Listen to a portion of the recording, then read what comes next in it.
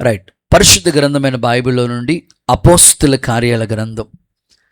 ఈరోజు మన వాక్య సందేశం కొరకే అపోస్తుల కార్యాల గ్రంథం 4వ అధ్యాయం 36వ వాక్య భాగాన్ని నేను చదువుతాను. మీ పరిశుద్ధ గ్రంథం తెరిచి శ్రద్ధగా ఈ మాటలు ఆలకించాలని కోరుతున్నాను. అపోస్తుల కార్యాల గ్రంథం 4వ అధ్యాయం 36వ వాక్యం నాతో కలిసి చెప్పండి.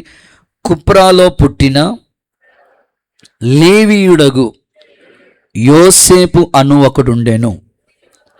అతనికి అపోస్తులు హెచ్చరిక పుత్రుడని అర్థమిచ్చి బర్నబా అని పేరు పెట్టిరి. ఆమేన్. మీకు ఎంత బలం ఉంటే అంత గట్టిగా చప్పట్లు కొట్టండి. Very good. ఈరోజు దేవుడు మనతో మాట్లాడి బలపరచునుగాక. ఈరోజు మీకు చెప్పాలనుకున్న సందేశం పేరు బర్నబా. In English Barnabas. మన సండే స్కూల్లో కూడా ఒకడు ఉన్నాడు. దేవుడికి స్తోత్రం. సందర్భాన్ని బట్టి మనం చూస్తే ఇక్కడ అపోస్తుల కార్యాల గ్రంథాన్ని లూకా, వైద్యుడైన లూకా రాశాడు. ఒక డాక్టర్ గారికి ఉండే అద్భుతమైన కృప ఏమిటంటే ప్రతిదీ పరిశీలన చేస్తూ ఉంటాడు ఆయన. అసలు అపోస్తుల కార్యాలు, దీనికి మరొక పేరేమిటంటే పరిశుద్ధాత్మ కార్యాలు. అపోస్తుల ద్వారా దేవుడు చేసిన కార్యాలు అపోస్తుల కార్యాల గ్రంథంలో మనం చూస్తాం. పర్టికులర్గా ఎంతోమంది యొక్క భక్తుల చరిత్ర అపోస్తుల కార్యాల గ్రంథంలో మనం చూడగలుగుతాం. ఒక సేవకుడిగా నా ప్రార్థన, అపోస్తుల కార్యాల గ్రంథం గిని నేటి క్రైస్తవ సంఘం పాటించగలిగితే, ఆదిమ సంఘం ఎంత ఉజ్జీవించబడిందో నేటి క్రైస్తవ సంఘాలు అంత ఉజ్జీవంలోకి వస్తాయని చెప్పడంలో కొంచెం కూడా సందేహం లేదు. నమ్మితే ఆమెన్ అంటారా? ఈరోజు ప్రత్యేకంగా ఈ అపోస్తుల కార్యాల గ్రంథంలో బర్నబా గురించి మీకు కొన్ని పాఠాలు చెప్పాలని దైవజనుడిగా ఆత్మ ప్రేరణతో ఈ స్థలమందు నేను నిలిచి ఉన్నాను. ఈ బర్నబా ఎవరు, ఇతడు చేసిన కార్యాలు ఏంటో చాలా క్లుప్తంగా ఒక 5 మాటలు మీ ముందు ఉంచడానికి ఒక దైవజనుడిగా నేను ఆశపడుతున్నాను. యేసు నామములో ప్రభు మీతో మాట్లాడి బలపరచునుగాక. ఇతని యొక్క ప్రాంతం కుప్రా. ఈ ప్రాంతం చాలా ఖరీదైన ప్లేస్, చాలా కాస్ట్లీ ప్లేస్. ఓ మాటలో చెప్పాలంటే వైజాగ్ ప్రాంతంలో జగదాంబ సెంటర్ అని ఉంది. అది ఎంత కాస్ట్లీయో ఈ ప్రాంతం కూడా అంత కాస్ట్లీగా ఉంటుంది.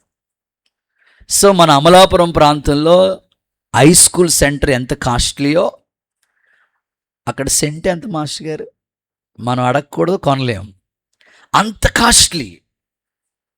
సో కుప్రా అనే ప్రాంతం కూడా చాలా కాస్ట్లీ, ఖరీదైన ప్లేస్. అక్కడ పుట్టాడు మనోడు. దేవుడికి స్తోత్రం కలుగును గాక. చాలా ఖరీదైన ప్రాంతంలో పుట్టాడు.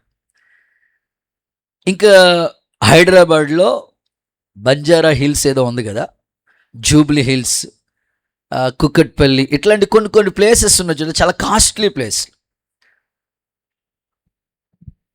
అట్లాగే కుప్రా అనే ప్రాంతం కూడా చాలా ఖరీదైన ప్రాంతం. అక్కడ ఆ ప్రాంతానికి ఒక దీవి ఉంది. ఆ ప్రాంతానికి చెందినవాడు ఈ బర్నబాస్. ఇతని గురించి చరిత్ర చదువుతూ ఉంటే, యేసుక్రీస్తు ప్రభుకి శిష్యులు ఉన్నారు కదా, వినాలి మీరు. ఫస్ట్ వింటే అప్పుడు మీరు గ్రహించగలుగుతారు. యేసుక్రీస్తు ప్రభుకి 12 మంది శిష్యులు, 70 మంది శిష్యులు, 120 మంది శిష్యులు, 500 మంది శిష్యులు. ఆ తర్వాత ఇక ఎక్కువగా విస్తరించారు శిష్యుల సంఖ్య. అయితే 12 మంది శిష్యులు కాకుండా ఆ తర్వాత 70 మంది శిష్యులు ఉన్నారు చూసారా. ఈ 70 మంది శిష్యుల్లో మొట్టమొదటి శిష్యుడు ఎవరంటే బర్నబాస్. 12 మందిలో కాదు, 70 మందిలో మొదటివాడు. సో మీకు ఈ ఇన్ఫర్మేషన్ చెప్తున్నప్పుడు మీరు నోట్ చేసుకుంటుంటే బాగుంటుంది. 70 మందిలో మొదటివాడుగా ఈ బర్నబాస్ కనబడతా ఉంటాడు. ఇతడు భూస్వామి, చాలా ఆస్తిపరుడు. సాధారణంగా ఆస్తి ఉన్నవాళ్ళు దేవుని దగ్గరికి రావడానికి అంత మక్కువ చూపరు.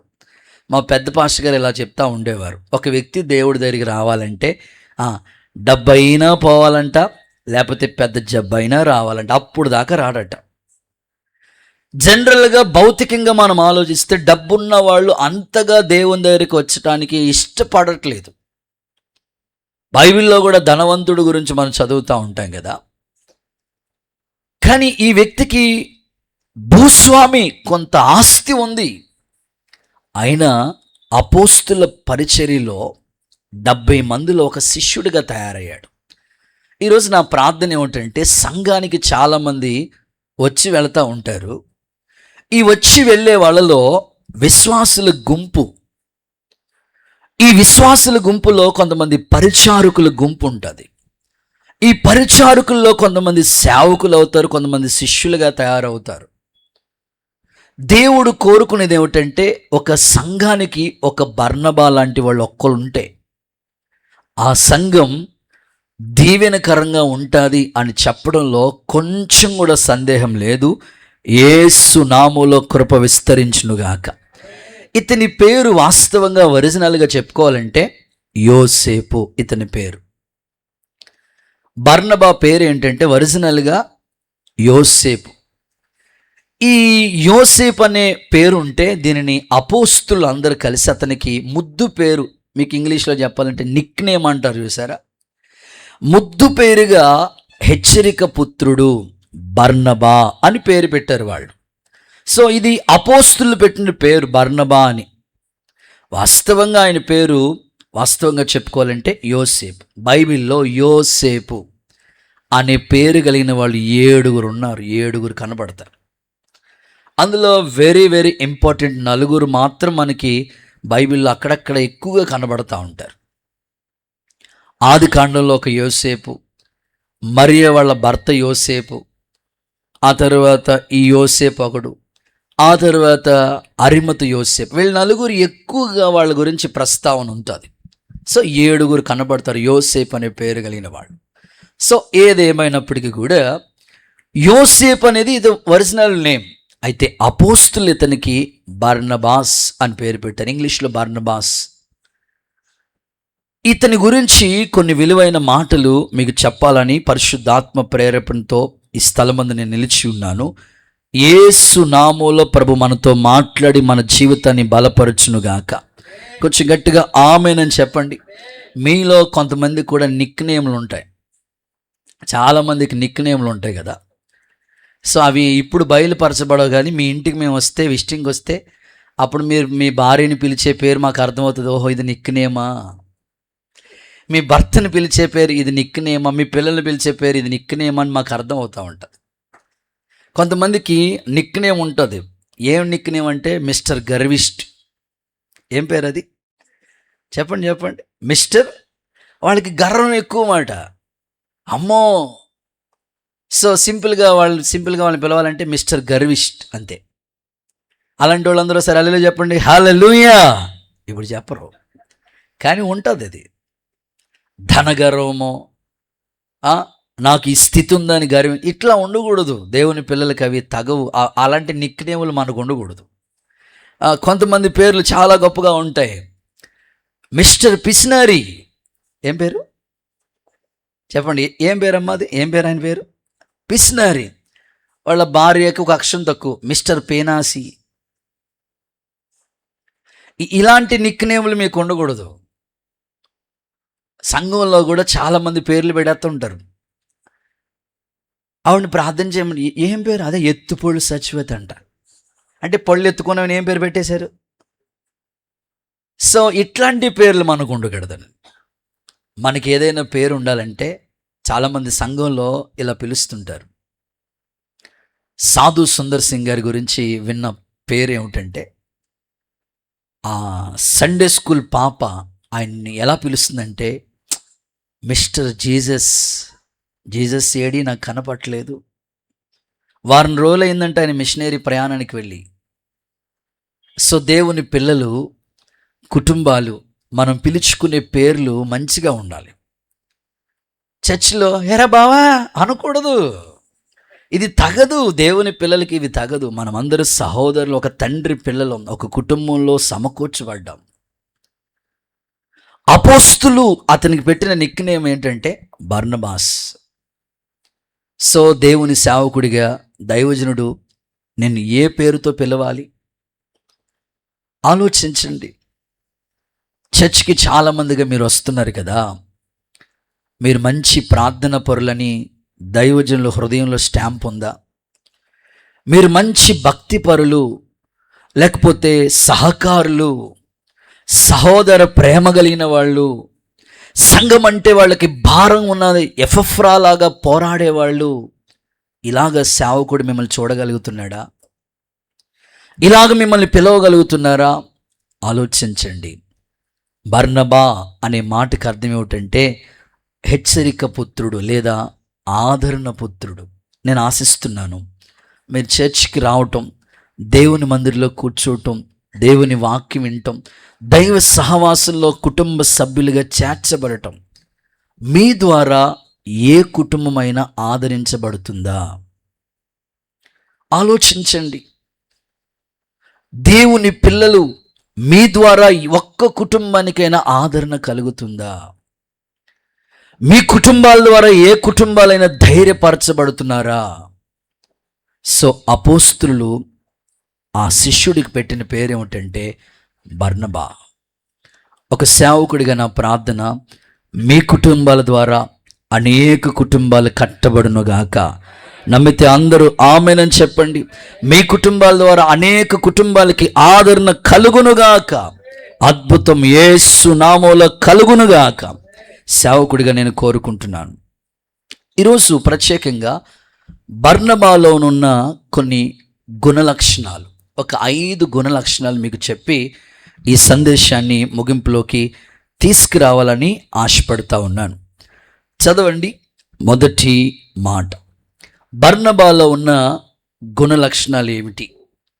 సో బర్నబాలోంచి మనం నేర్చుకోవాల్సిన పాఠాలు ఏంటో, ఒక సంఘములో ఒక విశ్వాసి, ఒక శిష్యుడు, ఒక ఆర్డినరీ బిలీవర్ ఎవరైనా కావచ్చు, వాళ్ళు బర్నబాలాగా ఉంటే సంఘానికి ఎంతో దీవెన కలుగుతుంది, సమాజానికి ఎంతో ఆశీర్వదించబడిన స్థితి ఉంటుంది అని చెప్పడంలో సందేహం లేదు.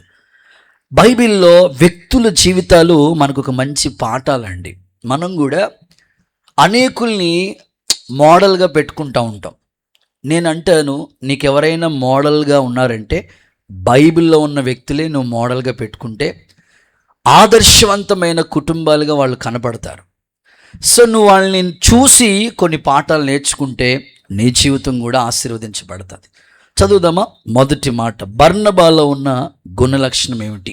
మొదటి మాట, అపోస్తుల కార్యాల గ్రంథం 9వ అధ్యాయం 27వ వాక్య భాగాన్ని దయచేసి చదవగా విందాం.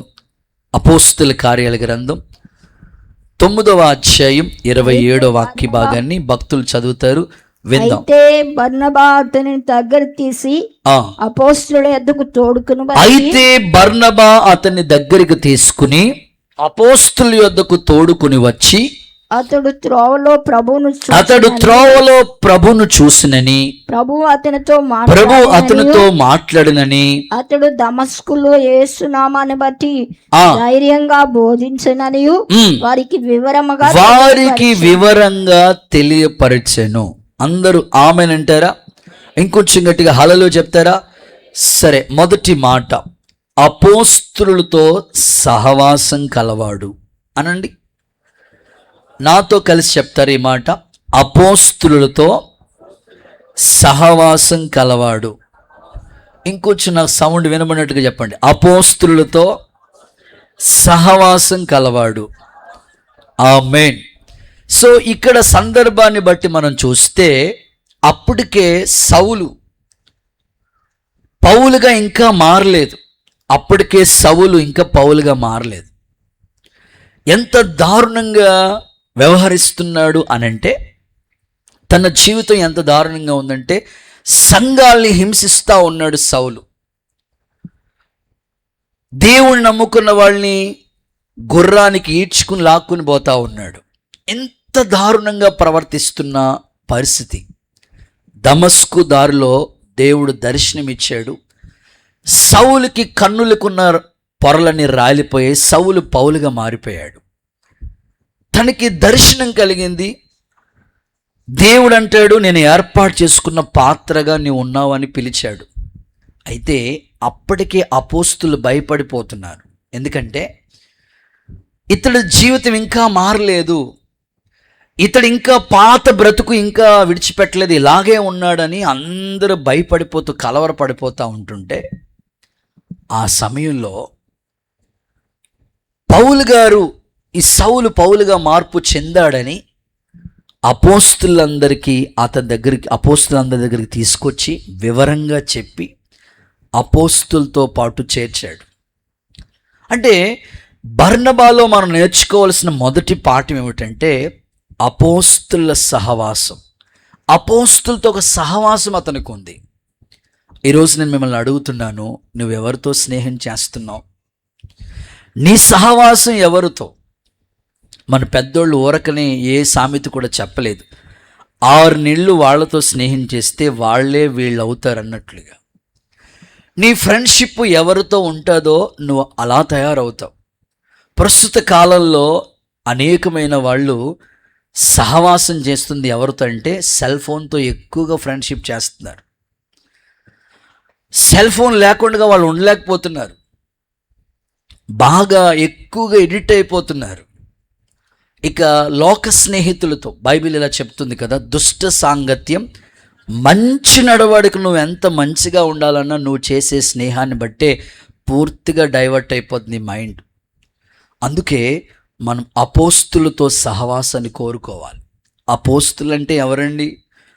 పంపబడిన వారు. దేవుని పని కోసం దైవజనుడిని దేవుడు పంపాడు.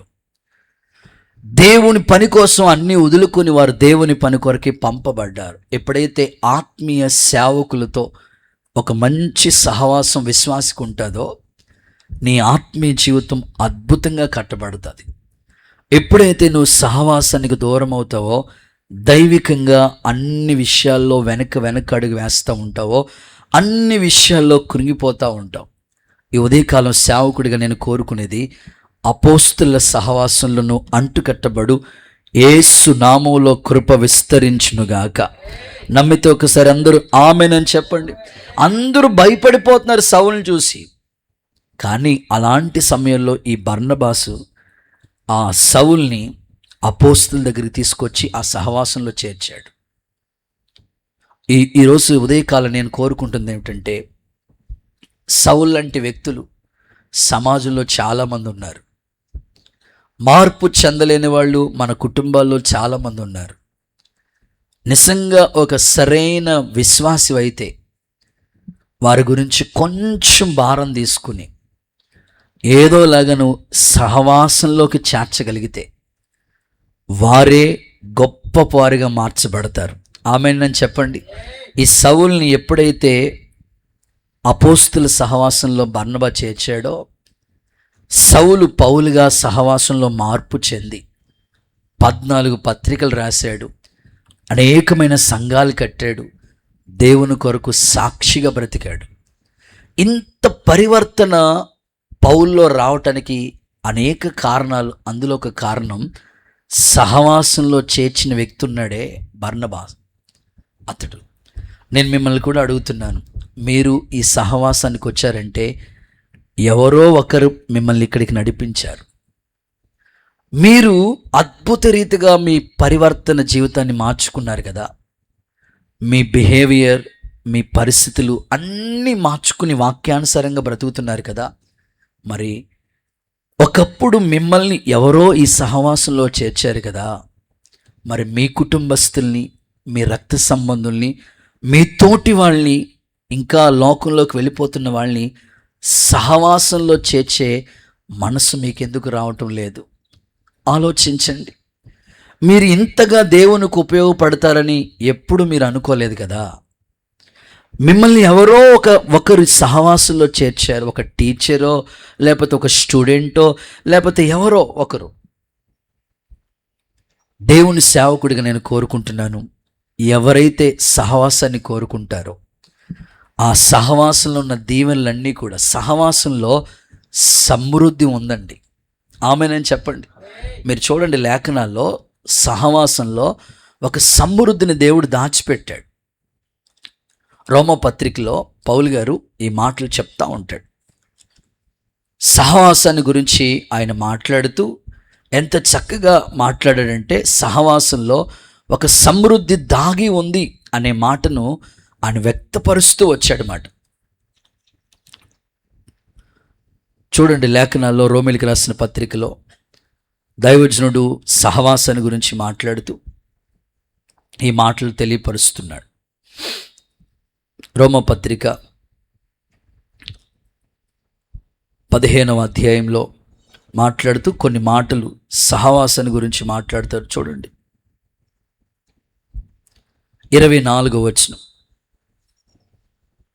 ఇప్పుడైనను ఈ ప్రదేశంలో నేను ఇక సంచరించవలసిన భాగం లేదు గనుక అనేక సంవత్సరాల నుంచి మీ యొద్దకు రావాలని మిక్కిలి అపేక్ష కలిగి స్పెయిన్ దేశానికి వెళ్ళినప్పుడు మార్గంలో మిమ్మల్ని చూసి మొదట మీ సహవాసం వలన కొంత మట్టుకు సంతృప్తి పొంది. ఆమేనని చెప్పండి, గట్టిగా హల్లెలూయా చెప్పండి. సహవాసం వల్ల సంతృప్తి, సాటిస్ఫాక్షన్. సో మనిషి సహవాసంలో ఎప్పుడైతే చేరుతాడో, ఇక్కడికి వచ్చిన తర్వాత మనుషులు సంతృప్తిని పొందుతారు. నమ్మితే గట్టిగా ఆమేనని చెప్పండి. ఎంతోమంది దేవుని సేవకుడిగా నేను చెప్పగలిగిన కొన్ని సాక్ష్యాలు ఉన్నాయి. ప్రత్యేకంగా పిల్లల గురించి సహవాసంలో అడుగు పెట్టిన తర్వాత వాళ్ళ పేరెంట్స్ వాళ్ళ గురించి ఇచ్చే సాక్ష్యం ఏంటంటే, అయ్యా మేము మా యవ్వన కాల వయసులో దేవుడి గురించి, దైవజనుల గురించి, పరిచర్య గురించి మాకు తెలియదు. అంతా అయిపోయిన తర్వాత ఇప్పుడు మేము ప్రభులోకి వచ్చాం. కానీ ఈరోజు మా పిల్లలు ఎదుగొచ్చిన వయసులోనే చక్కగా వాళ్ళు సహవాసంలో, పాటల్లో ఉంటున్నారు, పరిచర్యలో ఉంటున్నారు, దేవుని సేవలో వాళ్ళు కూడా వాడబడుతున్నారు. మా పిల్లలను చూసి లోకంలో పాడైపోకుండా, స్నేహితులతో తిరగకుండా సహవాసంలో వాళ్ళు ఉన్నారని వాళ్ళని చూసి ఎంతో సంతృప్తి పొందుతున్నామయ్యా. పిల్లల్ని బట్టి మేము కూడా దేవుని సంధికి వస్తున్నామయ్యా అని ఎందరో తల్లిదండ్రులు ఇచ్చిన సాక్ష్యం. ఒక దైవజనుడిగా నేను కోరుకుంటున్నాను, ఈ సహవాసం ద్వారా నువ్వు సంతృప్తి పొందితే నీవు కూడా ఏం చేయాలంటే, సహవాసంలోనికి అనేకుల్ని చేర్చడానికి ఈ భారం దేవుడు నీకు ఇచ్చునుగాక. ప్రత్యేకంగా పిల్లల విషయంలో ఒక్క పిల్లోడిని దేవుని దగ్గరికి నువ్వు నడిపిస్తే ఆ దీవెన యేసు నామంలో దేవుడు నీకు కలుగు చేయునుగాక. హిట్లర్ గురించి మీరు విన్నారు కదా, జర్మనీ నియంత. హిట్లర్ అలా అయిపోవటానికి గల కారణం ఎవరో తెలుసా? ఒక సండే స్కూల్ టీచర్. వింటున్నారా నా మాటలు?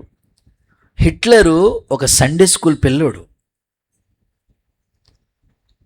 సరైన రీతిలో ఆ సండే స్కూల్ టీచర్ ఆ పిల్లోడి మీద శ్రద్ధ నిలపకపోవటం వలన ఆ వ్యక్తి నియంతగా మారిపోయాడు. ఈరోజు ఒక టీచర్ అయినా లేకపోతే విశ్వాసికైనా నేను చెప్పే మాట, మీరుంటున్న ప్రాంతాల్లో మీ కుటుంబాల గురించి, ప్రత్యేకంగా మీ వీధిని గురించి మీకు బాధ్యత లేకపోతే, సో ప్రస్తుతం మనం చూస్తున్న పరిస్థితులు ఎన్నో, ఖచ్చితంగా శ్రద్ధ నిలిపితేనే, సహవాసంలోకి వాళ్ళు నడిపిస్తేనే వాళ్ళు ప్రయోజకులు అవుతారు. యేసయ్య మీకు కృపను అనుగ్రహించునుగాక. ఒక్క మాట చదివిస్తాను చూడండి. యోహాను మొదటి పత్రిక 1వ అధ్యాయం 3వ వాక్యం చూడండి. యోహాను మొదటి పత్రిక 1వ అధ్యాయం 3వ వాక్యం. మాతో కూడా మీకు సహవాసం కలిగినట్లు మేము చూచిన దానిని, విన్న దాన్ని మీకును తెలియజేస్తున్నాం. ఓకే, మన సహవాసం అయితే తండ్రితో ఆయన కుమారుడైన యేసయ్యతో కూడా ఉన్నది. ఆమేనని చెప్పండి. ఇంకొంచెం హుషారుగా హల్లెలూయా అని చెప్పండి. మన సహవాసం అయితే తండ్రి సన్నిధి, కుమారునితో కూడా ఉంది. అక్కడ దైవ వాక్యం మాట్లాడుతూ మీతో కూడా మాకు సహవాసం అన్నాడు. అంటే దేవునితో ఒక ఫెలోషిప్ ఉంది, అలాగే సేవకులతో కూడా ఒక ఫెలోషిప్ ఉంది. సో ఈ సంఘ సహవాసాన్ని ఎవరైతే కలిగి ఉంటారో వాళ్ళు సమృద్ధిని చూస్తారు, సంతృప్తిగా ఉంటారు, వాళ్ళ జీవితం దీవెనకరంగా ఉంటుంది. యేసు నామములో ఒక్కొక్కరి మీదకి దేవుడు కృపను అనుగ్రహించునుగాక. ఒక చిన్న సాక్ష్యం చెప్తాను. నేటి సమాజానికి ఇది అవసరం. విశ్వాసులు ఎవరు పనులు వాళ్ళే, ఎవరు ఉద్యోగాలు వాళ్ళే, ఎవరు చేతి పని వాళ్ళదే, ఎవరు చదువు వాళ్ళదే, ఎవరు ఉద్యోగం, ఎవరి బాధ్యతలు వాళ్ళే. ఓకే, భౌతికంగా ఇవి ఆలోచించండి.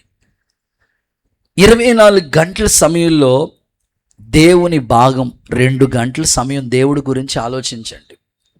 ఇక మిగిలిన 22 గంటలు మీ కుటుంబాల గురించి ఆలోచించండి. ఈ 2 గంటల సమయం కూడా దేవుని కొరకు మీరు రోజులో కేటాయించగలిగితే మీ ద్వారా అనేక కుటుంబాలు దేవునిలోకి వస్తాయి. ఎలాగో చెప్తాను.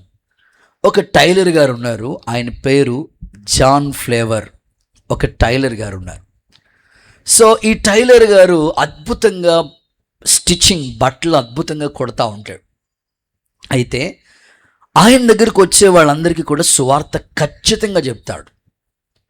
తన పనేదో తను చేసుకుంటాడు. అలాగని నా పనే నాకు శాశ్వతం, దేవుడి గురించి నాకు అక్కర్లేదు అనుకోడు. దేవుడి గురించి కూడా కేర్ తీసుకుని, బాధ్యత తీసుకుని, సువార్త ప్రకటించే పాదాలు సుందరమైనవి, అయ్యో సువార్త ప్రకటించకపోతే నాకు శ్రమ అని భావించి 2 గంటలు ప్రత్యేకంగా తన దగ్గరికి వచ్చే కస్టమర్లకి ఏదో సమయంలో పరిచయమైన వాళ్ళకి చెప్తాడు, కొత్త వాళ్ళకు కూడా సువార్త చెప్తా ఉంటాడు. ఈ జాన్ ఫ్లేవర్ అనే ఈ వ్యక్తి టైలర్గా పనిచేస్తూ సువార్త చేస్తూ ఉన్నాడు.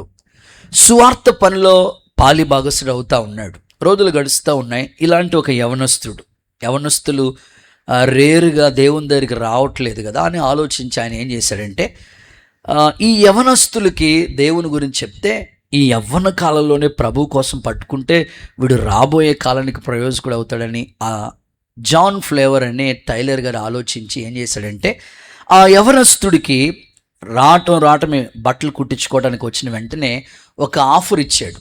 అయ్యా, నీ బట్టలు ఫ్రీగా కొడతాను. దేవుడికి స్తోత్రం చెప్పండి.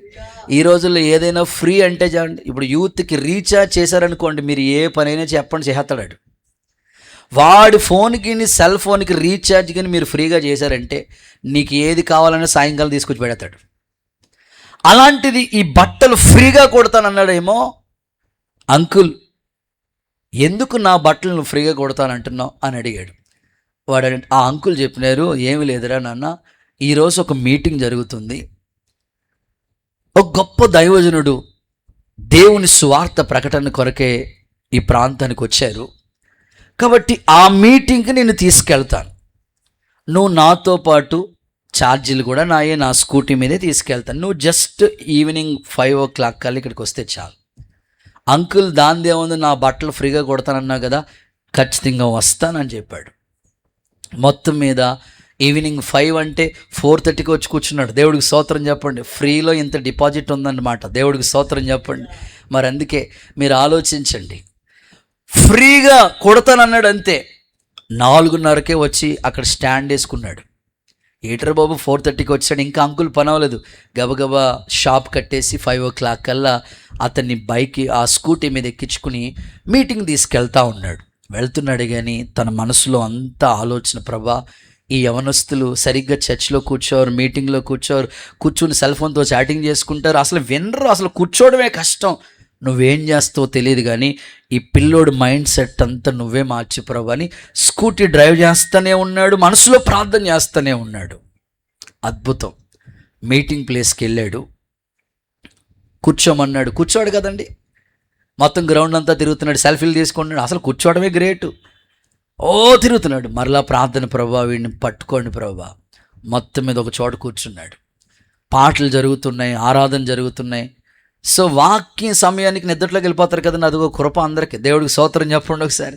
కరెక్ట్గా వాక్యం స్టార్ట్ చేసినప్పుడు నిద్రలోకి మరలా అలా బాబు అని పిలిచి మరలా ఎంకరేజ్ చేసి మొత్తం మీద ఇతడు మనసులో స్తుతిస్తూ ప్రార్థన చేస్తూ ఉన్నాడు.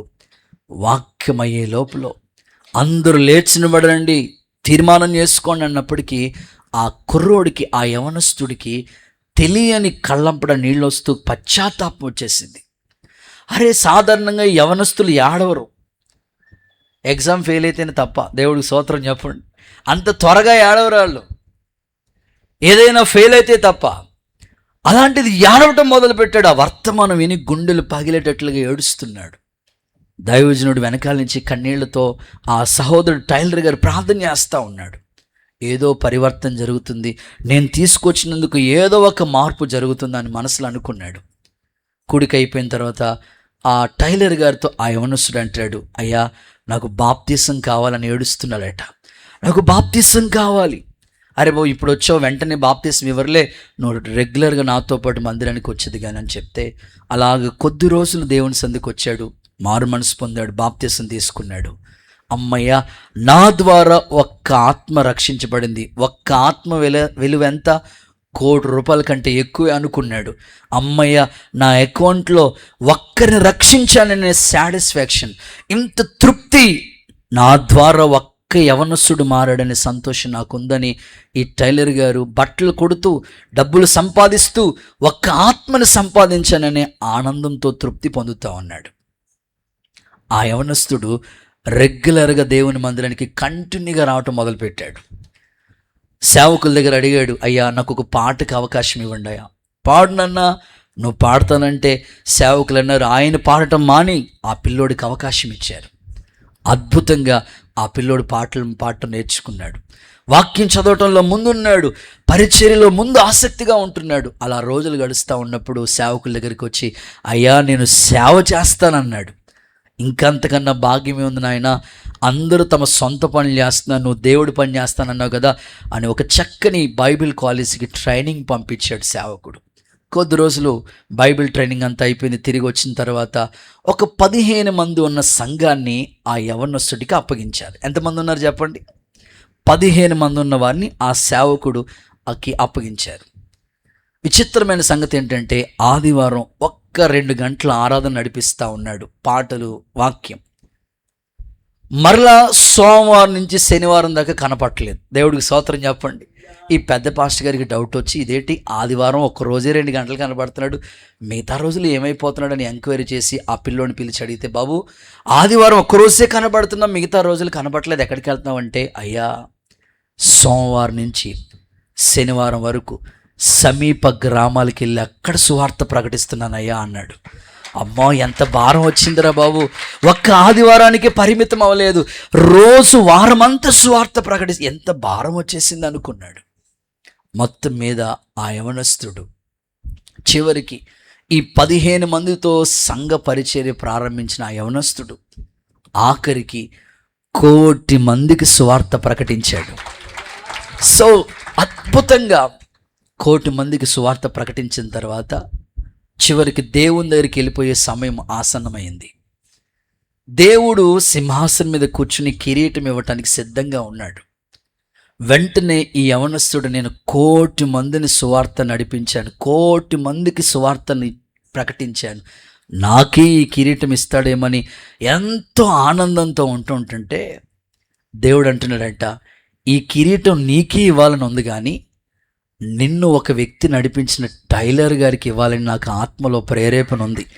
ఈ కిరీటం నీకు ఇవ్వాలనుకున్నాను, కానీ నువ్వు 1,00,00,000 మందిని నడిపించడానికి, నిన్ను అసలు నడిపించడానికి కారకుడు ఆ టైలర్.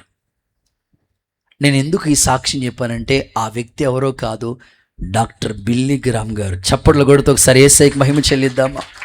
ఈరోజు ఒక సేవకుడిగా నేను కోరుకుంటున్నాను, నిన్ను దేవుళ్ళలోకి నడిపించిన ఒక వ్యక్తి ఉన్నాడు కదా, ఆ వ్యక్తికి ఎంత బహుమానం దేవుడిస్తాడో. నన్ను ఈరోజు ఈ సేవలోకి నడిపించిన మా అక్కను బట్టి నేను ఎప్పుడు దేవుడిని స్తుతిస్తూ ఉంటాను. ఎంత బహుమానం దేవుడిస్తాడో. నన్ను సేవకుడిగా చేయాలని దేవుని యొక్క ఏర్పాటు. ఎంకరేజ్మెంట్ లేకపోతే ఏ వ్యక్తి కూడా ప్రయోజకుడు అవ్వలేడు కదా. మిమ్మల్ని ఎందుకు పాటలు పాడిస్తున్నాం?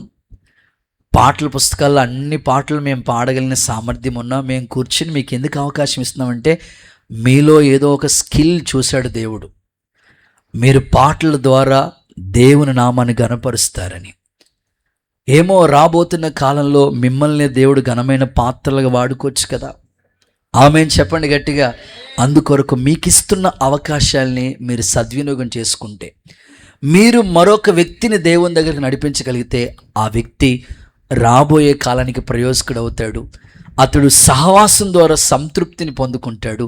యేసు నామములో కృప విస్తరించునుగాక. రైట్, ఇక రెండో మాటలోకి వెళ్ళిపోతాను. సెకండ్ వన్, ఈ బర్నబా ఎవరు? ఒకటి, అపోస్తల సహవాసంలో కలవాడు. అపోస్తల సహవాసం తనొక్కరే కాదు, అనేకులు కూడా సహవాసంలో చేర్చాడు. ఓకే, రెండో మాటలకు వెళదాం. అపోస్తల కార్యాల గ్రంథం 15వ అధ్యాయం 2-3 వాక్యం. ఇది వెరీ ఇంపార్టెంట్. అపోస్తల కార్యాల గ్రంథం 15వ అధ్యాయం 2-3 వాక్యాలు చదువుదాం. వారితో పౌలుకు బర్నబాకు వారితో విశేష వాదము తర్కము కలిగినప్పుడు ఈ అంశం విషయమే పౌలును బర్నబా తమలో మరి కొంతమంది యెరూషలేముకు అపోస్తుల యొద్దకు పెద్దల యొద్దకు వెళ్ళవలనని సహోదరులు నిశ్చయించిరి. నమ్మితే ఒకసారి అందరూ ఆమేనని చెప్పండి. రెండో మాట, సమస్యను పరిష్కరించువాడు. నాతో కలిసి చెప్పండి, ఇంకొంచెం గట్టిగా చెప్పాలి. సమస్యను పరిష్కరించువాడు. హల్లెలూయా చెప్పండి గట్టిగా. ఇక్కడ అపోస్తుల దినాలలో ఒక సమస్య వాటిల్లింది. ఏంటా సమస్య అనంటే, కొందరు యూదయ నుండి వచ్చిన వాళ్ళు ఇలా అంటున్నారు, మోషే నియమించిన ప్రకారమే ఆచారంగానే సున్నతి పొందితేనే సరి, రక్షణ ఏమీ లేదు. అంటే వాళ్ళ ఆచారం ఏమిటంటే, ఒక వివాదం ఏమిటంటే, ఒక డిస్కషన్ ఏమిటంటే, ఖచ్చితంగా సున్నతి పొంది తీరాలి, బాప్తీసం పొందాల్సిన పని లేదు, రక్షణ పొందాల్సిన పని లేదని ఒక వాదన వచ్చేసింది, ఒక వివాదం వచ్చేసింది. అలాగా ఆ అపోస్తుల దినాలలో యూదయ నుండి వచ్చిన ప్రజలందరూ కూడా ఇలా వివాదం తర్కించుకుంటూ ఉంటుంటే, పౌలు బర్నబా వాళ్ళ మధ్యలో వాదాపవాదన ఏర్పడిపోయింది.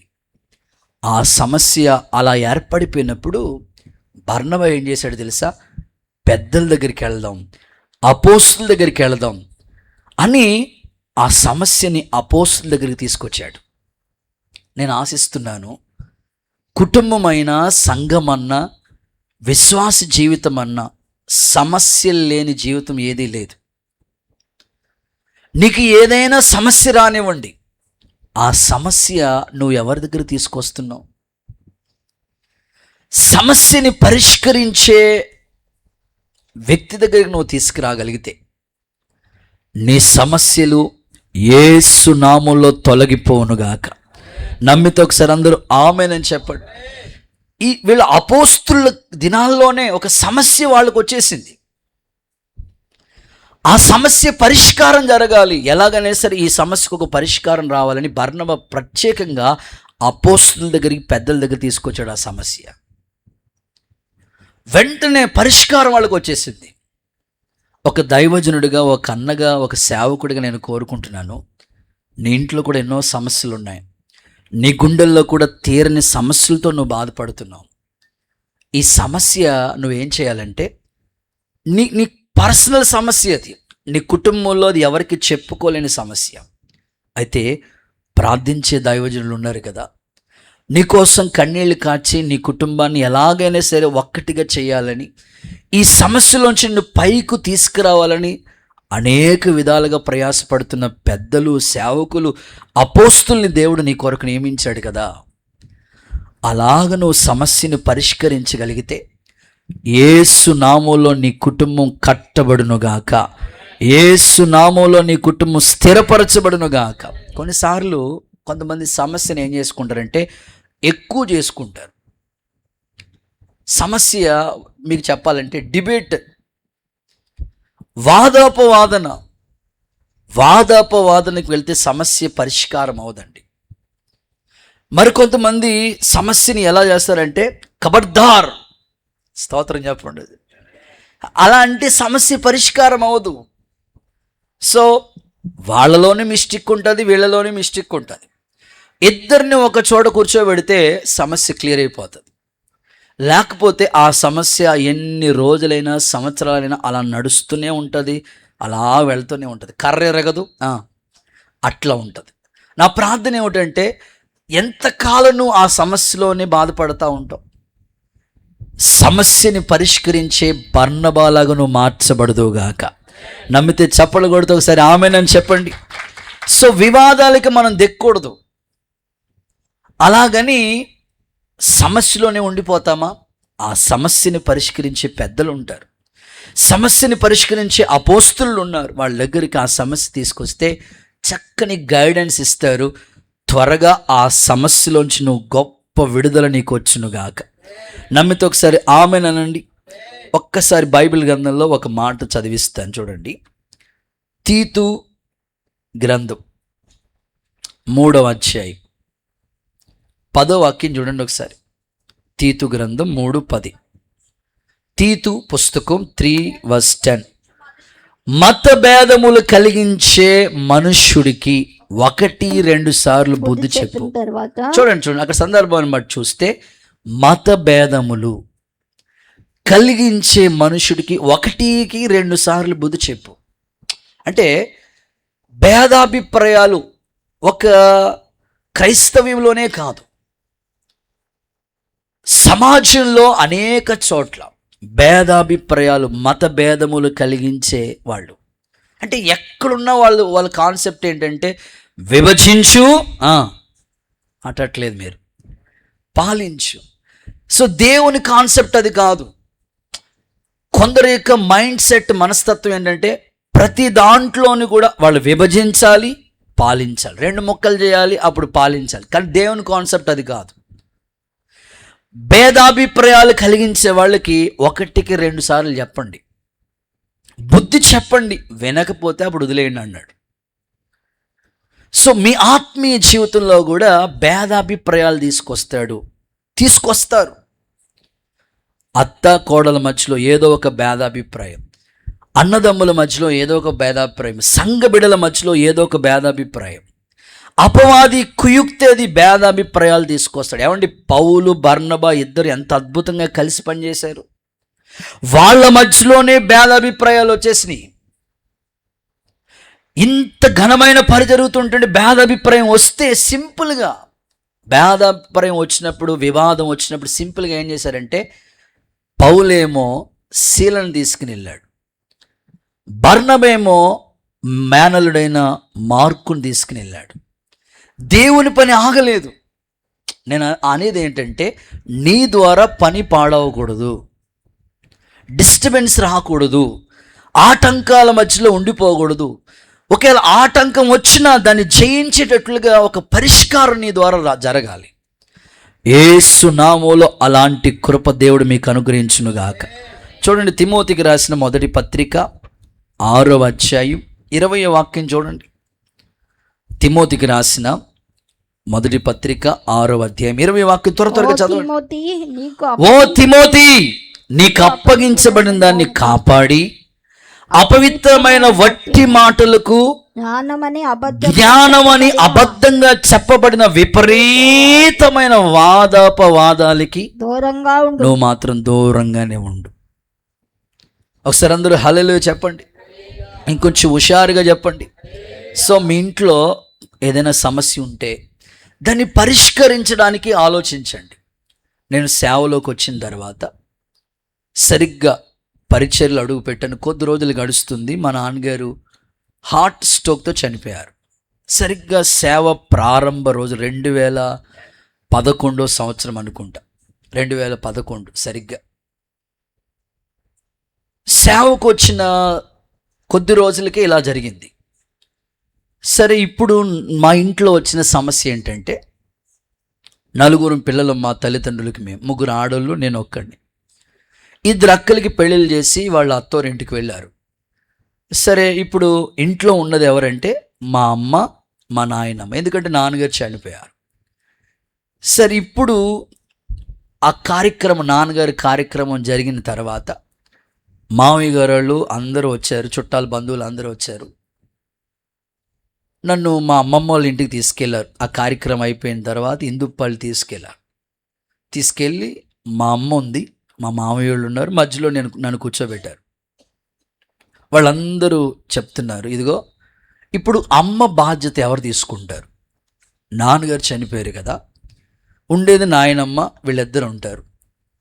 సో ఇప్పుడు నువ్వు పని చేయి, సేవ చేసుకుంటానంటున్నావు కదా, అదేదో ఇంటి దగ్గరే చేసుకో. స్తోత్రం చెప్పండి సార్. ఏం చేసుకోవాలట? ఇంటి దగ్గరే చేసుకో. ఒకవేళ లేదు అనుకుంటే ఇప్పుడు అంత సేవ దేవుడికి నువ్వు ఉద్ధరించాల్సింది ఏముంది ఏంటంట? వాళ్ళ లాంగ్వేజ్, మా దేవుడు మమ్మల్ని సేవ చేయమంటాడు, మేము జస్ట్ అక్కడికి వెళ్ళి నున్నగా రౌండ్ చేసుకుని వస్తాం అంతే. నువ్వేంట్రా ఇంటింటా అని వెళ్ళిపోతావు, నువ్వు దేవుడు అంటావు. అమ్మను పట్టించుకోవాలి, ఇప్పుడు బాధ్యత నీదే ఇది. సో నాకు అప్పుడే సేవ ప్రారంభ రోజులు మాట, ఏం చేయాలో అర్థం కాని పరిస్థితి. నేనంటాను, మావయ్య దేవుడు సేవ గొప్పది, అది దేవదూతలు కూడా చేసే అవకాశం ఇవ్వలేదు దేవుడు. ధూళితో సమానమైన మాకు అవకాశం ఇచ్చి ఈ పని ఇచ్చాడు. దీన్ని నేను శక్తి లోపం లేకుండా చేయాలి మావయ్య. అమ్మని నేను చూసుకుంటాను, నా దగ్గర తీసుకొచ్చేసి ఇక్కడే ఉంచుతాను, నేనే చూసుకుంటాను. కానీ నేను అక్కడికి వెళ్ళి ఉండలేదు, ఎందుకంటే దేవుడి పని నాకు ఒకటి అప్పగించారు. అప్పటికి ఇంకా మందిరం లేదు, సేవ లేదు. ఒక 30 మెంబర్స్ ఎంతో విశ్వాసులు ఉన్నారు. సండే స్కూల్ పరిచయం జరుగుతుంది. అప్పటికి సమస్య, ఏం చేయాలో అర్థం కాని పరిస్థితి. అప్పుడు సేవకులతో ప్రార్థనాపూర్వకంగా చెప్పినప్పుడు సింపుల్గా మా అమ్మ అంటది, నేనైతే పుట్టిల్ని వదిలి, లేకపోతే అత్తూరు, అక్కడ ఆ సొంతూరు వదిలి, కొంతమంది సొంత ఊరి మీద ప్రాణం మాట, ఆ ఇల్లు మీద ప్రాణం మాట, అక్కడి నుంచి అక్కడికి రారు వాళ్ళు. మా అమ్మ అంటది, నేను రాలేను అంటది, నేనేమో ఇక్కడ తీసుకొస్తానని. సో సేవ ఏం చేయాలో సమస్య అర్థం కాదు పరిస్థితి. సో సింపుల్గా ఆలోచించింది ఏమిటంటే, వారానికి ఒక రోజు వెళ్ళి అలా చూసి వాళ్ళకి ఏం కావాలో తీసుకొని, మళ్ళీ వారానికి ఒకసారి ఆదివారం ఇక్కడికి మందిరానికి వచ్చేటట్లుగా. దేవుడికి స్తోత్రం చెప్పండి. సమస్య అలా క్లియర్ అయ్యింది. ఆ 2 సంవత్సరాలు మా అమ్మ మందిరానికి వచ్చింది, మనసు మార్చుకుంది, బాప్తిసం పొందింది. దేవుడికి స్తోత్రం కలుగును గాక. నేను అంటాను, నీ ఇంట్లో ఏదో ఒక సమస్య ఉంది, ఆ సమస్య పరిష్కరించడానికి ఇటు నాకు దేవుడి పని ఆగలేదు, అటు మా అమ్మ కూడా రక్షించబడకుండా ఉండలేదు. సమస్యను పరిష్కారం మనమే చేసుకోవాలి. సమస్య ఎక్కువ అయిపోతుంది అన్నప్పటికీ అది జాగ్రత్తగా తీసుకోగలిగితే మీ ఇంట్లో సమస్యలు క్లియర్ అవుతాయి. ఒక సేవకుడిగా నా ప్రార్థన, యేసు నామములో ప్రతి సమస్య పరిష్కారం దొరుకునుగాక. నమ్మితే ఒకసారి అందరూ ఆమేనని చెప్పండి. 2-3 ఉదాహరణలు చెప్తాను, సింపుల్గా చెప్తాను. ఒక రాజుగారు ఒక ప్రాంతానికి వెళ్ళాలని డిసైడ్ అయిపోయాడు. ఆయన ఈ హడావుల్లో ఆ యొక్క ప్రాంతానికి వెళ్ళే హడావుడు, కొంతమంది ఎక్కడికైనా వెళ్ళాలనుకుంటే ఆ హడావుల్లో ఏం చేస్తారో వాళ్ళకే తెలియదు. ఆ హడావుల్లో వాళ్ళు ఏం చేస్తారో కూడా వాళ్ళకి అర్థం కాదన్నమాట. ఎందుకంటే హడావుడి వెళ్ళిపోవాలనే హడావుడి. ఈ హడావుల్లో ఏం చేయాలో ఆయనకు అర్థం కాకుండా హడావుడిలో ఆయన ఎందుకు వెళ్ళాడో తెలియదు, మరి కిచెన్ రూమ్లోకి వెళ్ళాడు. ఈ హడావుల్లో ఏదో కోద్దాం అనుకున్నప్పటికీ చెయ్యి బొటనేలు కోసుకున్నాడు.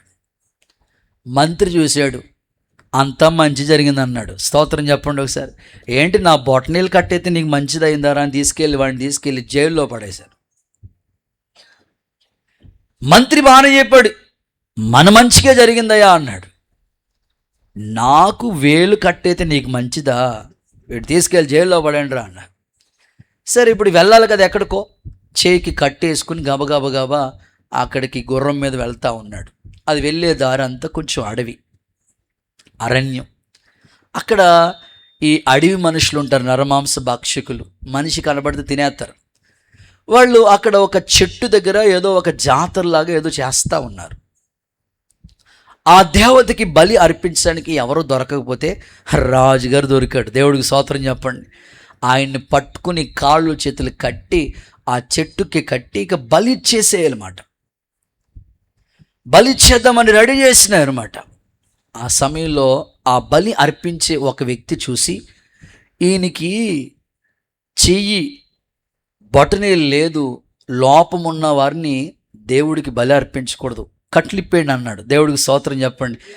అమ్మయ్య బ్రతికించావు, అంతా మన మంచే జరిగింది. వాడు అన్నాడు ముందుగానే, ఏమన్నాడు చెప్పండి, అంతా మన మంచికే అన్నాడు. వెంటనే గబగబా అమ్మయ్య అరచేతుల్లో ప్రాణం పెట్టుకుని గబగబా తిరిగి ఇంటికి వచ్చేసాడు. వచ్చేసిన వెంటనే ఆ జైల్లో పడేసిన వ్యక్తిని, ఒరే అర్జెంటుగా వాడు కట్లిప్పేసాడు కూడా తీసుకొచ్చేయండి రా. వాడు అన్న మాటే జరిగింది, అంతా మంచి అన్నాడు, నాకు నిజంగా ఈ ఏలు కట్టవకపోతే ఈరోజు నేను అక్కడ వాళ్ళ చేతిలో బలైపోయేవాడిని. కాబట్టి నాకు మంచి జరిగింది. అర్జెంటుగా ఆ మంత్రిని రమ్మనని చెప్పారు. వచ్చాను. ఒరే మంత్రి, నువ్వు అన్నట్లు నాకు మంచి జరిగిందిరా, మరి నువ్వు జైల్లో ఉంటావు, నీకేం మంచి జరిగింది? రాజా, నువ్వు ఎక్కడికి వెళ్ళినా నీతో పాటు వచ్చేది ఎవడు? నీకైతే వేలు కట్టేది, నాకు అన్నీ బాగానే ఉన్నాగా, నిన్ను బదులు నన్ను స్తుతి స్తోత్రం యేసయ్యా అనేవారు. కాబట్టి నేను జైల్లో ఉంటూ నాకు మంచిదయ్యింది, నీకు చెయ్యి ఎరగటం నీకు మంచిదైంది. దేవుడికి స్తోత్రం చెప్పండి. నేను అంటాను, నీకు ఏదైనా ఒక సమస్య వచ్చిందంటే నీ పక్కోళ్ళకి షేకండి చెప్పు, అంతా మన మంచిగా అని చెప్పండి. అనరు పెళ్లి సంబంధాలు వస్తున్నాయి, సెట్ అవ్వలేదు, ఏం మంచి అండి, ఏం దేవుడు అండి బాబు, నీకు మంచే జరిగింది. ఆ వచ్చే ఆవిడ ఎంత ప్రమాదమో, మంచే. దేవుడికి స్తోత్రం చెప్పండి, గట్టిగా హల్లెలూయా చెప్పండి. అంతా మంచే చేశాడు. సో ఇల్లు స్థలం కొనాలని ప్రయత్నం చేసావు, ఏంటో అందరికి, కొంతమంది అంటారు అన్యులకండి వెంటనే సెట్ అయిపోతుందండి, మాకు సంవత్సరం నుంచి ప్రయత్నం చేస్తున్నాం ఏమవట్లేదు. నీకు మంచే జరుగుతుంది. స్తోత్రం చెప్పు గట్టిగా. మంచి జరుగుతుంది. సమస్యని పరిష్కరించే ఆ ఆలోచన చేత దేవుడిని నడిపించునుగాక. భార్యాభర్తలు ఏదో ఒక సమస్య వస్తుంది, రాదని చెప్పలేదు. వాక్యం ఏం చెప్పిందంటే భార్యాభర్తలు అన్న తర్వాత వాళ్ళకి ఏదో ఒక సమస్య అని చెప్పాడు. వారికి శరీర సంబంధమైన శ్రమలు వస్తాయి అన్నాడు. దాన్ని మీరేం చేయాలంటే సమస్యను పరిష్కరించుకోవాలి, అంతేగాని అది ఎక్కువ చేసుకోకూడదు. అన్నదమ్ములు, అక్క చెల్లెలు, కుటుంబ వ్యవస్థ, సంఘం, ప్రత్యేకంగా సంఘం అంటే అందరూ మైండ్ సెట్ ఒకలా ఉండదని, ఎంత శక్తి లోపం లేకుండా రాత్రింబగళ్ళు నిద్రాహారాలు మానుకొని ప్రయాసపడి వచ్చిన ప్రతి రూపాయి దేవుని సేవ కొరకు ఖర్చు పెడుతున్నా, ఎంతలాగా దేవుని పని చేస్తున్నా అందరూ మనసులో ఒకలా ఉండవు. అర్థం చేసుకునే వాళ్ళు ఉంటారు, అపార్థం చేసుకునే వాళ్ళు ఉంటారు. మేము ఒకటే, అందరినీ ఒకేలాగా చూసి దేవుని కాడి భుజాల మీద అలా మోసుకుని వెళ్ళిపోవటమే. సమస్య వచ్చిందని అది ఎక్కువ చేసుకోకూడదు. బర్నబా చేసే పని ఏమిటంటే, వాళ్ళకి సమస్య వచ్చింది, సున్నతి పొందాల్సిందే అంటారు వాళ్ళు. అప్పుడు వెంటనే అపోస్తుల దగ్గరికి, పెద్దల దగ్గరికి తీసుకొచ్చి సమస్యకి పరిష్కారం దొరికింది వాళ్ళకి.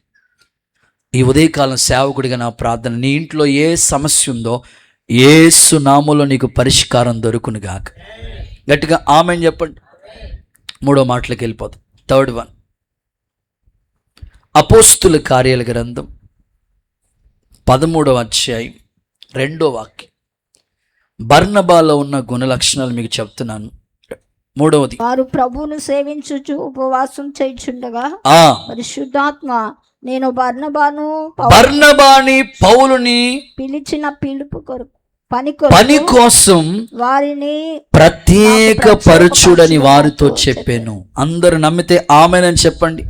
చేతుల పైకెత్తి ఒకసారి హల్లెలూయా చెప్పండి. సో 3వదిగా, ప్రభు పని కోసం ప్రత్యేకింపబడినవాడు. నాతో కలిసి చెప్పండి, ప్రభు పని కోసం ప్రత్యేకించబడినవాడు. ఈ బర్నబా ఎవరంటే, ప్రభు పని కోసం సంఘంలో విశ్వాసులుగా కొంతమంది ఉంటారు. ఈ విశ్వాసుల్లోనే కొంతమంది పరిచారకులుగా ఉంటారు. ఈ పరిచారకుల్లోనే కొంతమంది వాలంటీర్లుగా పనిచేస్తారు, కొంతమంది పాటలు పాడేవాళ్ళుగా ఉంటారు, కొంతమంది ప్రార్థనా పరులుగా ఉంటారు, కొంతమంది సహకారులుగా ఉంటారు. ఇలాగా సంఘంలో రకరకాల వ్యక్తులు ఉంటారు. అయితే ప్రభు పని గురించి ఆలోచించే వాళ్ళు కొద్ది మంది ఉంటారు. ఆ కొద్ది మందిలో బర్నబా ఒకడు. ప్రభు పని కోసం ప్రత్యేకింపబడ్డాడు. ఈరోజు దైవజనుడిగా నేను కోరుకునేది ఏమిటంటే, ప్రభు పని చాలా ఉందండి, కోత ఎంతో విస్తారంగా ఉంది. నేను ఈ హాలిడేస్లోనైనా మీరు దేవుడి పని చేయడానికి పూనుకుంటే ఎంతగా దేవుని పని జరుగుతుంది. ఉత్తప్పుడు ఎలాగ చేయడానికి మీకు అవకాశం ఉండదు. కనీసం ఈ హాలిడేస్లో అయినా ప్రభు పని చేయటానికి ఒక ప్లాన్ చేసుకుంటే దేవుడి పని మీ ద్వారా ఎంత అద్భుతంగా జరుగుతుందండి. మొన్నే రీసెంట్గా మేము ఒక ఏరియాలో సువార్త కూడిక ఏర్పాటు చేసాం. వారే ఒక 4 రోజుల నుంచి, అన్నయ్య మాకు సెలవులు ఇచ్చినట్టునే ఫస్ట్ మా ఊరిలో కూటం పెట్టాలని చెప్పారు. వెళ్ళాం. నిజంగా ఆ ఏరియాలో ఆ సువార్త కూడికి ఎంత ఘనంగా జరిగిందంటే వచ్చిన వాళ్ళందరూ హ్యాపీ ఫీల్ అయ్యారు, చాలా సంతృప్తి. సో నేను కోరుకునేది ఏమిటంటే, నీ ద్వారా నీ గ్రామంలో దేవుడి పని జరిగిస్తే, ఒక్క సువార్త కూడికి ఏర్పాటు చేస్తే, సంవత్సరం అంతా దేవుడు మిమ్మల్ని కాపాడుతున్నాడు కదండి, ఆయన రుణం ఎలా తీర్చుకోగలుగుతాం? ఒక్కరోజు సంవత్సరంలో ఒక్కరోజు కూడా మీ ఇంటి దగ్గర కృతజ్ఞత కూడికి ఏర్పాటు చేసుకోకపోతే ఎలా? ఏడాది అంతా కాపాడుతున్నాడు కదా దేవుడు, అపాయాల నుంచి తప్పిస్తున్నాడు, మరి ప్రభు పని మీ ద్వారా జరగకపోతే ఎలా? మొన్నే రీసెంట్గా ఒక అక్క చెప్తున్నారు, అన్నయ్య మా ఆడబడుసులు, మా ఇంటి పేరోళ్ళు, రక్త సంబంధులు, బంధువులు ఫంక్షన్కి ఎలా పిలుచుకుంటామో అలాగే మొత్తం గ్రామం అంతటినీ పిలుచుకుంటాం. దేవుని పని ఒక సేవకుడిగా నేను కోరుకుంటున్నాను, నీ ఉంటున్న ప్రాంతానికి దేవుని ఎలా పరిచయం అవ్వాలంటే నీ ద్వారానే ప్రభు పని జరగాలి. నీవే ఒక పాత్రగా ఆ వీధిలో నిలబడితే, ఏడాదిలో ఒక్కరోజు మన ఏరియాలో సువార్త సభ, సువార్త కొడికి జరిగితే మీ ద్వారా దేవుని పని ఎంత జరుగుతుంది, మీ ద్వారా కొన్ని ఆత్మలు రక్షింపబడతాయి. యేసు నామములో కృప విస్తరించునుగాక. చూడండి, ఒక వాక్యం మీకు చదివిస్తాను. నిర్గమకాండం 31వ అధ్యాయం 1-5 వచనాలు చదవగా విందాం.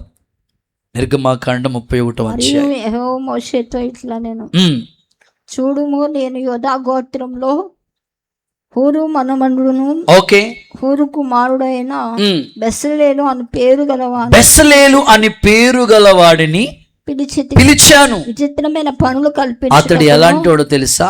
విచిత్రమైన పనులు కల్పించుటకు బంగారంతో వెండితో ఇత్తడితో పనిచేయుటకును పొదుగుటకై రత్నములను సానబెట్టుటకు కర్రను కోసి చెక్కుటకు, సమస్త విధమైన ఆ మాటికి చేయండి, సమస్త విధములైన పనులు చేయటానికి జ్ఞాన విద్య వివేకము సమస్తమైన పనులు నేర్పు కలుగు చేయటానికి దేవుని ఆత్మ పూర్ణుడిగా చేసి ఉన్నాడు. దేవుడికి స్తోత్రం చెప్పండి. బెసలేలు అనే ఒక పనివాడు మనకు కనబడుతున్నాడు. ఇతడు ప్రత్యక్షపు గుడారం యొక్క పనులు నిర్మాణం కొరకే ప్రత్యేకంగా దేవుడు అతన్ని ఎన్నుకున్నాడు. ఒక సేవకుడిగా నేను కోరుకునేది ఏమిటంటే, ఒక గుడారం కట్టడానికి అక్కడ జరిగే పనుల కోసం ఒక వ్యక్తి ఉన్నాడు. దేవుని పని జరగటానికి నీవే ఒక వ్యక్తిగా వాడబడితే నీ ద్వారా అనేక ప్రాంతాల్లో దేవుని పని జరుగునుగాక. నమ్మితే ఒకసారి అందరూ ఆమేనని చెప్పండి. ఏమండి, బైబిల్లో కాకులు దేవుడు పనిచేసినాయి. అసలే ఏలియాకు ఆహారం తీసుకొచ్చినాయి కదా కాకులు. పావురం దేవుని పనిచేసింది, చేపలు దేవుని పనిచేసినాయి, చెట్లు దేవుడి పనిచేసినాయి, గాడిద కూడా దేవుడి పనిచేసింది. మనిషే దొరకట్లేదు.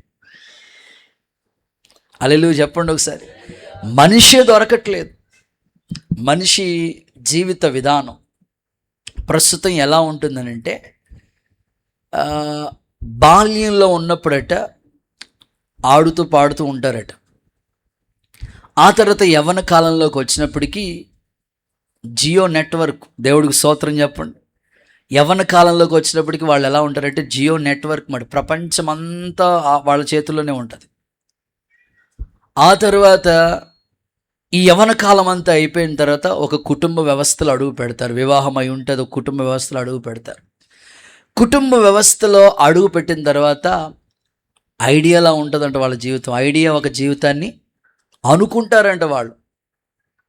ఆ తర్వాత ఇక పిల్లల్ని కని కుటుంబం అంతా పిల్లల్ని పెంచే విధానంలో బిజీ అయిపోయి వడాఫోన్ లాగా మారిపోయి చివరికి బిఎస్ఎన్ఎల్ అయిపోతారంట. స్తోత్రం చెప్పండి. ఇక సిగ్నల్ దొరకదన్నమాట వాళ్ళకి.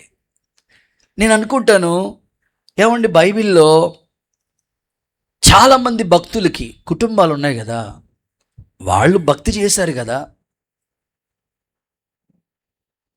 దేవుడు వారిని నడిపించిన విధానం ఎంత అద్భుతంగా ఉంది.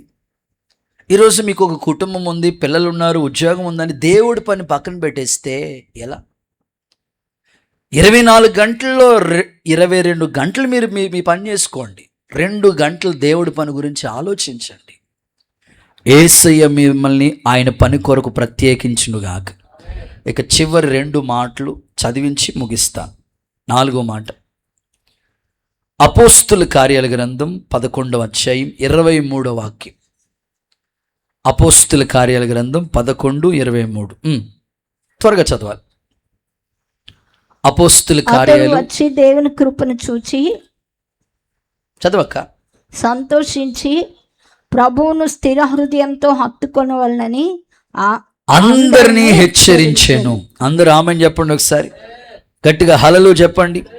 సో 4వది, ప్రభువుని హత్తుకోవాలని హెచ్చరించినవాడు. నాతో కలిసి చెప్పండి, ప్రభువుని హత్తుకోవాలని హెచ్చరించినవాడు. గట్టిగా హల్లెలూయా చెప్తారా? సో ఇక్కడ బర్నబా డ్యూటీ ఏంటంటే, అతని పేరే హెచ్చరిక పుత్రుడు అన్నట్లు అందరితో చెప్తున్నాడంటే, ఇదిగో మీరు ప్రభువుని హత్తుకోవాలి. వార్నింగ్ ఇస్తున్నాడంట, హత్తుకోవాలి. మీరు అంటున్నట్టు ఉంటున్నారు, అలా ఉండొద్దు, హత్తుకోండి. స్థిర హృదయంతో హత్తుకోండి. నాకు కాదులే అని అన్నట్లుగా ఉన్నారు, అలా ఉండొద్దు, హత్తుకోండి అని అందరికీ వార్నింగ్ ఇస్తున్నాడట, హెచ్చరిస్తున్నాడట. ఏమండి, దేవుని పిల్లలు మీరు, హెచ్చరిక మనకి చాలా అవసరం అండి. పిల్లలకి హెచ్చరించే తండ్రి లేకపోతే పిల్లలు పాడైపోతారు. బెత్తం వాడాలి ఖచ్చితంగా. ప్రతి తండ్రి పిల్లలకి బెత్తం వాడాలి. హెచ్చరిక వార్నింగ్ చాలా అవసరం. ఇప్పుడు రాజు కదండి, దావీదు రాజే. నాతాను ప్రవక్త ఏమంటాడు తెలుసా? ఆ మనుష్యుడు నీవే అని హెచ్చరించాడని నాకు రాజరికం ఉంది, ఇతన్ని ఏం చేయాలో నాకు తెలుసు, అలా అనుకోలేదు, దిద్దుకున్నాడు.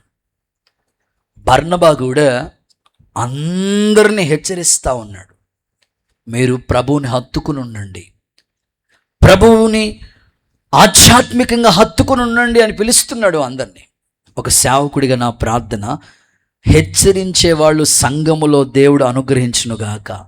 హెచ్చరిక కావాలండి, హెచ్చరికను స్వీకరించాలి. ఈరోజు గద్దిస్తే, హెచ్చరిస్తే దూరం అయిపోతున్నారు.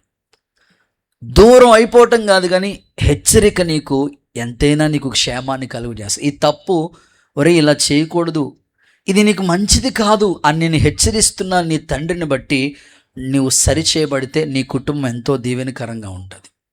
ఒకసారి అందరూ చేతులు ఎత్తి ఒక్కసారి హల్లెలూయా చెప్తారా? ఇంకొంచెం గట్టిగా హల్లెలూయా చెప్తారా? ఒక తండ్రి తన కొడుకుని ఎప్పుడు హెచ్చరిస్తూ ఉండేవాడు, ఒరే టయానికి రా ఇంటికి, పొద్దున్న వెళ్ళిపోతున్నావు, అర్ధరాత్రి దాకా నీకేం పని, ఇంట్లో కుదురుగా ఉండలేవా అని వాళ్ళ నాన్న ఆ పిల్లోడిని హెచ్చరిస్తే, ఇప్పుడు వాళ్ళ నాన్న ఆ పిల్లోడికి శత్రువు అయిపోయాడు. మా నాన్న పద్దాక శాదత్వం ఎక్కువ, టయానికి రమ్మంటాడు, భోజనం చేయమంటాడు, చదువుకోమంటాడు, పద్దాక ఇంట్లో ఉంటే ఇదే గోల. సో అనుకుని ఆ ఇంట్లోంచి ఆ పిల్లోడు ఇంట్లోంచి బయటికి వెళ్ళిపోయాడు. అది వాళ్ళమ్మ బెంగెట్టేసుకుని మంచం మీద పడిపోయింది. ఎందుకంటే ఒక్కగానొక పిల్లోడు, గారంగా పెంచింది వాళ్ళమ్మ, వీళ్ళ నాన్నేమో స్ట్రిక్ట్గా ఉంటాడు. వెంటనే ఆ హెచ్చరిక మాటలు విని ఇంట్లోంచి దూరం వెళ్ళిపోయాడు. వాళ్ళమ్మ మంచాన్ని పడ్డది. వెంటనే వాళ్ళ నాన్న ఆ దూరం అయిపోయినోడు మరలా దగ్గరికి రావాలని ఏం చేశాడంటే ఒక పేపర్ యాడ్ ఇచ్చాడు. ఆ పేపర్ మీద వాళ్ళ అమ్మ ఫోటో వేసి ఇలాగా ఆ తల్లి మంచం పడిపోయింది అని. ఆ పిల్లోడు ఇల్లు వెళ్ళిపోయాడు కదా. వెళ్ళిపోయిన తర్వాత ఆ పేపర్ యాడ్ ఎక్కడో హోటల్లో దొరికింది. వెంటనే ఆ యాడ్ పట్టుకుని మరలా ఇంటికి వచ్చాడు.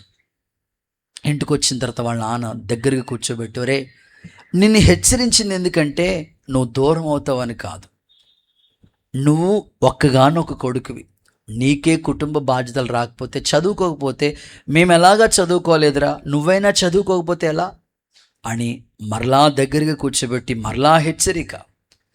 అప్పుడుకి ఆ పిల్లోడికి అర్థమైంది, సంపూర్ణతలోకి వచ్చాడు. దేవుడికి స్తోత్రం కలుగునుగాక. కనుక పిల్లలు మిస్టేక్ చేస్తుంటే వెనకాల తల్లిదండ్రులు వెనక్కేసుకుని రావద్దు. అబ్బాయి అయినా అమ్మాయి అయినా మాటింటలేదా, సరిచేయబట్టలేదా, వాళ్ళని హెచ్చరించండి. అవసరమైతే దగ్గర కూర్చోబెట్టి చెప్పండి. అప్పుడే వాళ్ళు సెట్ అవుతారు. లేకపోతే ఆ తప్పును అలా కప్పుకుంటూ వస్తూ ఉంటుంటే ఫ్యూచర్లో బాధపడాలి. యేసు నామములో హెచ్చరిక చేత నడిపించబడుదురుగాక. చివరి మాట, ఆఖరి మాట చెప్పి ముగిస్తా. అపోస్తుల కార్యాల గ్రంథం 4వ అధ్యాయం 37వ వాక్యం చదువుకుని ప్రార్థన చేసుకుందాం. అపోస్తుల కార్యాలు 4:37. ఏవి జరగవలనని నీ హస్తము నీ సంకల్పం ముందు నిర్ణయించెను, వాటన్నిటిని చేయుటకే నీవు అభిషేకించిన నీ పరిశుద్ధ. అపోస్తుల కార్యాల గ్రంథం సిస్టర్ 4వ అధ్యాయం 37 అక్క. దాని వెల తెచ్చి అపోస్తుల పాదాల యొద్ద పెట్టాను. ఇంకొకసారి ఆ పై వచనం చూడండి. అతడు భూమి గలవాడై ఉండి దానిని అమ్మి దాని వెల తీసుకొచ్చి అపోస్తుల పాదాల దగ్గర పెట్టాడు. అందరూ ఒకసారి ఆమేనని చెప్పండి. సో చివరి మాట, త్యాగం గలవాడు అనండి. సంఘంలో బర్నబా లాంటి వాళ్ళు ఒక్కరుంటే చాలు, అద్భుతమైన పరిచయం జరుగుతుంది. తన ఆస్తి అమ్మి అపోస్తుల పాదాల దగ్గర పెట్టాడట. నేను మిమ్మల్ని మీ ఆస్తి అమ్మని చెప్పను, కానీ దేవుని పని ఏదైనా జరుగుతుంటే నాకు కాదు అన్నట్లుగా మీరు ఎప్పుడు ప్రవర్తించకూడదు. ఇందులో కూడా నేను కూడా పాలి భాగస్సుడు కావాలనుకోవాలి మీరు. అది ఏదైనా కావచ్చు. దేవుని పని ఏది జరిగిన, మందిరం కట్టినా, సభలు పెట్టినా, సివిసి జరిగించినా, దైవ కార్యాలు ఎప్పుడైనా జరుగుతున్నప్పుడు నువ్వు ఎలా ఫీల్ అవ్వాలంటే ఇందులో నా వంతు కూడా ఎంతో కొంత ఉండాలి. మీరు చెప్తే నమ్మరు. 2 రోజుల క్రితం అనుకుంటా నేను ఎక్కడికో మీటింగ్కి వెళ్ళాలి. గబగబా హరిబరిగా రెడీ అవుతున్నాను. 2 భార్య భర్తలు వచ్చారు. అనయ్య, నేను మీటింగ్కి వెళ్ళడానికి రెడీ అయిపోయాను. సరే వచ్చారనుకుని కూర్చోండి అమ్మా. అయ్యా మీరు ఎక్కడికి వెళ్తున్నారు కదా, చిన్న ప్రార్థన చేయించుకుని వెళ్దామని వచ్చామయ్యా. సరే అని అడిగినాను. సరే ప్రార్థన చేయించుకుందామని. దేనికోసమయ్యా? వాళ్ళు అంటారు, అయ్యా నాకు దేవుడి దయ వల్ల ఒక చిన్న జీవనాధారం ఇచ్చాడు, నా భార్యకు కూడా జీవనాధారం ఇచ్చాడు, మాకు దేవుడి దయ వల్ల ఒక ఇల్లుని ఇచ్చాడు, దేవుడి దయ వల్ల ఒక కొడుకును కూడా ఇచ్చాడు. సో మా కుటుంబం ఇంత చక్కగా నడిపించబడుతుంది. అయితే చిన్నపిల్లల పండుగ మా హృదయంలో ఒక పండుగగా మారింది. వారు నిజంగా నాకే ఆశ్చర్యం, నేను అసలు ఊహించలేదు. వాళ్ళ హృదయంలో ఉన్న ఆలోచన ఏంటంటే ఒక్క రోజుకి సంబంధించినవన్నీ, ఆ ఒక్కరోజు జరిగే ప్రోగ్రాం అంతటికి, కార్యక్రమానికి సంబంధించినవన్నీ మేమే చూసుకుంటామని వాళ్ళు ఒక పేపర్తో చుట్టి కొంత అమౌంట్ తీసుకొచ్చారు. నేను చూసినప్పటికీ నాకు భలే ఆశ్చర్యపడి, అసలు వీళ్ళకి ప్రేరేపణ ఎవరిచ్చి ఉంటారు? నేను జనరల్గా దేవుని పని జరుగుతుంది, ఎవరైనా సహకరిస్తే చేయండి, సింపుల్గా చెప్తే వాళ్ళ ఫ్యామిలీలో అనుకున్నారంట, దేవుడు మనకి అన్నీ ఇచ్చాడు కదా, మన పిల్లల భవిష్యత్తు గురించే కదా అన్న ఎంత ప్రయాసపడుతున్నాడు, ఒక్క రోజంతా మనం చూసుకుందామని వాళ్ళంతటా వాళ్ళకే ప్రేరేపణ వచ్చి మొత్తం ఆ ఒక్కరోజు ప్రోగ్రాం అంతా కూడా వాళ్ళే ముందుకొచ్చి దేవుని పరిచయంలో సాక్షులుగా, సహకారులుగా మారిపోయారు. దేవునికి స్తోత్రం కలుగునుగాక. నేను కోరుకుంటున్నాను, దేవుని పరిచర్యకి సహకరించిన వాళ్ళని ఎప్పుడు విడిచిపెట్టేవాడు కాదు. ఈ బర్నబా అయితే ఆస్తి అమ్మేసే అపోస్తుల పాదాల దగ్గరికి ఇచ్చేశాడు. ఇలాంటి త్యాగం ఈ ఆదిమ సంఘములో ఉన్నది. నేటి అపోస్తుల పరిచర్యలో కూడా ఇలాంటి త్యాగం కలిగిన బిడ్డలను దేవుడు అనుగ్రహించునుగాక. ముగిస్తున్నాను. బర్నబా శిష్యుల్లో 70 మందిలో ఒకడు. ఇతడు జీవితం మనకి ఎంతో చక్కని పాఠం నేర్పిస్తుంది. ఇతనిలో ఉన్న 5 మంచి లక్షణాలు మీకు చెప్పాను. ఇంచుమించు 25 లక్షణాలు నాకు కనబడ్డాయి. అందులో 5 చెప్పాను. ప్రభు చిత్తమైతే ఎప్పుడైనా మీకు తెలియపరుస్తాను. ఈ 5 మాటలు మన వెనుకల్లో దీవెనగా మార్చునుగాక. చెప్పండి, ఒక్కొక్కటి ముగించుకుందాం. 1, అపోస్తుల సహవాసం కలిగిన వాడు. నెంబర్ 2, సమస్య పరిష్కారం చేసేవాడు. నెంబర్ 3, ప్రభు పని కోసం ప్రత్యేకించబడిన వాడు. నెంబర్ 4, ప్రభుని హత్తుకున్నవాడు అని హెచ్చరించాడు. నెంబర్ 5, త్యాగం కలిగిన వాడు. అందరూ అలాగే లేచి నిలబడండి. ఒక చిన్న ప్రార్థన చేసుకుని ఈ కూడిక ముగించుకుందాం. దేవుడు మనకి